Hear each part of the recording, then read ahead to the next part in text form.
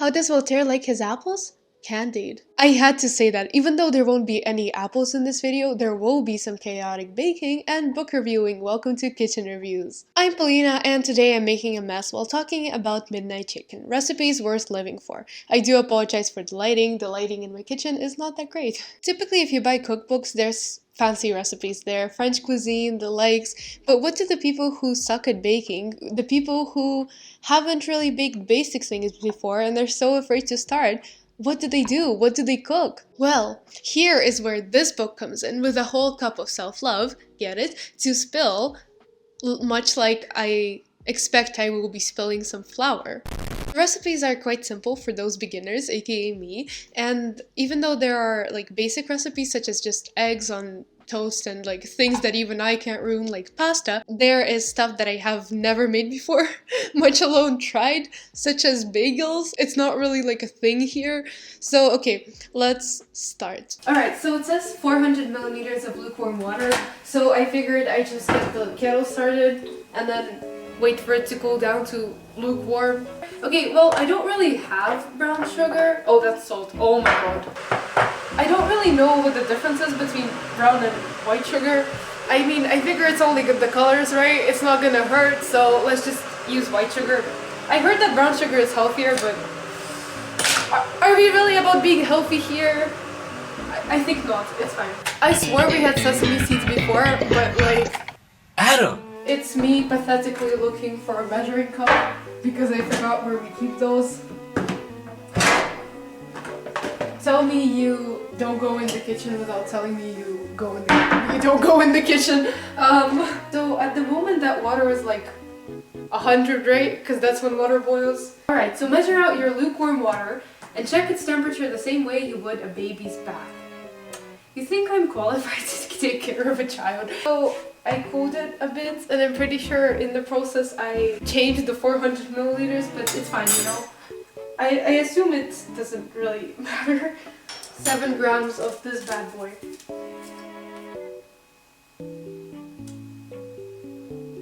How much is there? Bookworm, not being able to read.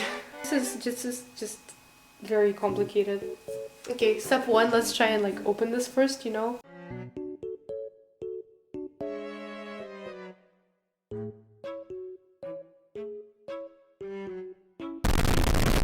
We're just gonna... I think that's about like a spoonful. Let it rest for a minute or two. Let it rest for a minute or two. Ah, the smell! Ew! They ask you how you are, you just have to say that you're fine when you're not really fine. This says it's 500 grams. Never mind, let's pour the whole packet in. Let it rest for a minute or two while you weigh out 600 grams. Rough measuring! Sprinkle over the salt. Ah yes, 2 teaspoons? Wait! I just realized! It wasn't 1.5 teaspoons of dark brown sugar. It was tablespoons. Wait, what? No, it was correct, never mind. Okay. I think I need to add more flour because I added way too much water. Changed the 400 milliliters, but it's fine, you know. Here I'm kneading the dough, much like I was kneading this book in order to improve my baking skills. We can clearly see an improvement here. Okay. No! Wearing black was a really bad idea. It's fine. I keep getting more stuff. Maybe I should just wash my hands. Okay, you know what? I'm just gonna... I think it's getting better, so I should... see the spill? That's just my life right now. Okay, you know how I have no idea what this is supposed to look like? It's much like I don't have a clue on how to review cookbooks. So let's just like try and do this while we attempt to do that. Do you prefer when the instructions say whisk the dough or find that long metallic thing and whisk the dough with the passion you want to taste in your food?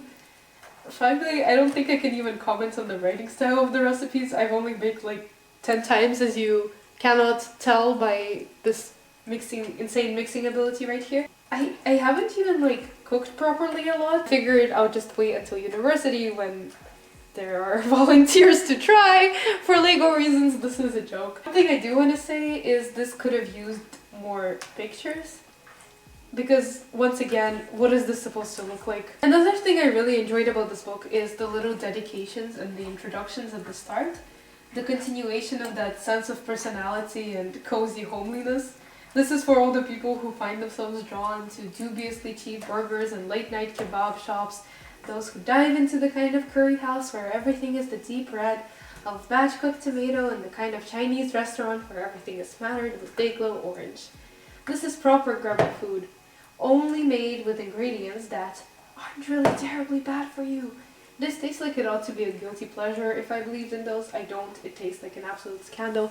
So this is the kind of dedication in front of one like chicken item cooked.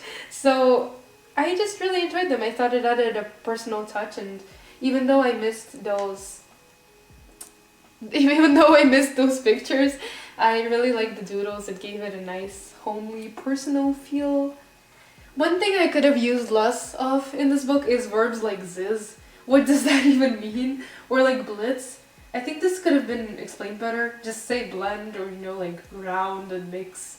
And more common verbs, because for a beginner, the ideal audience, aka me, this like really threw me off.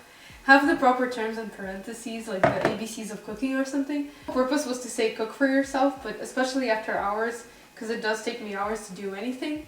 I don't want it to all have been a fail just because of like the verbs, which I did Google, but it took time, and also like the lack of pictures, because okay, now I've reached that stage where it's a ball, but it's also really sticky. Let's just get in there. But can I just say this is very pleasing. You know what? I'll just let you enjoy the ASMR of me lifting the bowl up and down. What do you do if it's too sticky? Hey Siri! What do you do if the dough is too sticky? No, not the door! What do you do if the bread dough is too sticky? If your dough is so sticky, you need to add flour in it. Okay. Go ahead and do that. But I do enjoy the style of the cookbook in terms of it's very, I think, suited to me and my lack of recipe following, because it's very like, when you'll get there, intuitive type of cooking. And while that does breed, well, failure, I think it's a motivation to practice more and to also like see it as a fun thing. It may not look like it, but I'm having fun, even though I think my hands will never recover potentially. Like I said, it is quite hard to review cookbooks, especially since this is technically the first one I, well, in quotation marks, read. But I do want to just give some more context, which I forgot to provide at the beginning, and comment on some more elements of this. The book starts with the author talking about how she ended up in the hospital after a failed attempt to jump in front of a bus, so trigger warnings for that. And in the book, there's just a lot of her personal journey towards healing and the way that food helped. It's not very heavy with the, I don't want to say dark themes, but what people consider heavy stuff. I think that if you're sensitive, it will be okay. But it's just very lovely to read about this way of healing that she found and this new self-love, and it's just a reminder to take your time and find your way to heal after the hard things you've been going through. I love the literary references in the book, from the Rooftoppers to Danny the Champion of the World, but especially the Famous Five. The Famous Five and the Secret Seven were literally my childhood. Somewhere I have a badge with the Secret Seven on it. And I wanted to quote one more thing. The universal sign of love in an Enid Blyton book is giving away sticky buns, or a loaf of bread, or a jar of jam, like you've never heard of coupons. You can tell a nice farmer's wife from a secret smuggleress by how little she worries about the sugar ration. Reading is my comfort activity. Cooking was her comfort activity, so it was just also like a really personal and pleasant thing to have my comfort activity combined with hers. And well, seeing as you maybe don't follow this channel, you should. Wink, hint, hint. I hope it will be the same to you, especially if you like cooking and you're not so much a failure. Split this into 12 pieces. I'm not really like 100% sure that this is how I'm supposed to do it. It says to use a knife, just saying. This isn't me improvising as usual.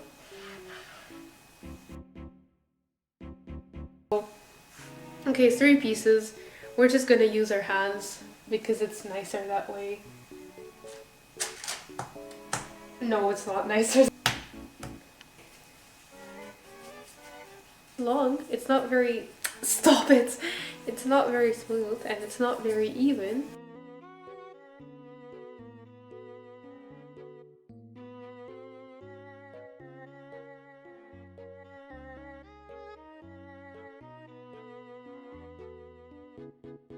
So it's been an hour and it's time to do a step that I have no idea why we need, but it says to take the bagels one at a time and just lower them into like boiling water, and then after that to coat them with the egg. You know, I had like a whole freak out because I thought I forgot the egg, and then you put it in the oven, bake for 15 minutes and you're done. Finally, because my mom already texted me because she knew I was going to be cooking and she's like, oh, what'd you make? And I'm like, oh, nothing, you know?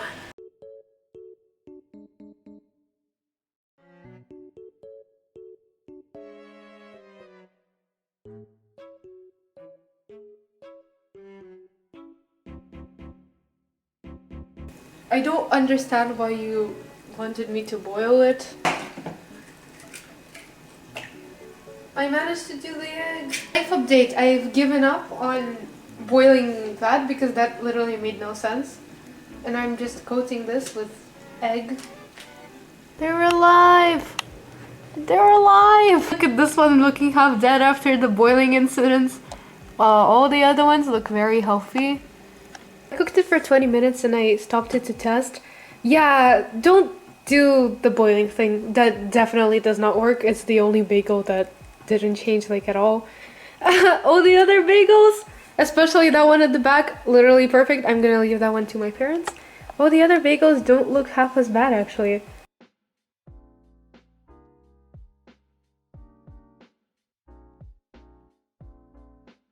I made the bagels. Don't they look so good? I'm really happy. And so I tried the failed one, the one that I dipped, and the one that almost collapsed. And even though it looks bad compared to this bad boy right here, it doesn't taste bad. And this one, I took a bite of it. You missed me burning myself because they're literally just from the oven. This one tastes pretty good too. And honestly, I tried a bagel literally exactly once in my life before, and I think this lives up to the hype, to the expectation. Like, it's literally just bread. I'm quite proud of how this turned out, and I'm gonna proceed to hate crime everyone outside of Eastern Europe by putting sour cream on this.